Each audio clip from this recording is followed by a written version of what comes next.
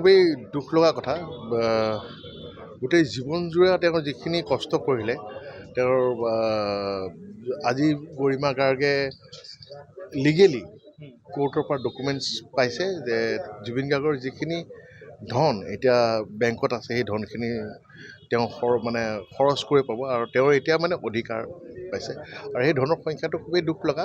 মাত্ৰ 9,63,000 এমাউণ্টৰ এটা ধন আছে তাৰ সলনি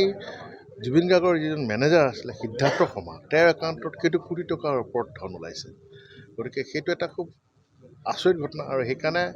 বিচাৰোঁ যে বিচাৰ হ'ব লাগে সুবিচাৰ হ'ব লাগে আৰু জুবিন গাৰ্গে ন্যায় পাব লাগিব জুবিন গাৰ্গক যিদৰে তেওঁলোকে শোষণ কৰি আহিছিলে অত বছৰে তাৰ বিচাৰ পাব লাগিব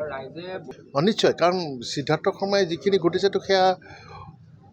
অবৈধভাৱে চুৰ কৰি জুবিন গাৰ্গৰ পৰা ঘটিছে গতিকে সেই গোটেই ধনখিনিয়ে হওক আৰু যিবোৰ সম্পত্তি হৈছে সেই গোটেই সম্পত্তিৰ আচল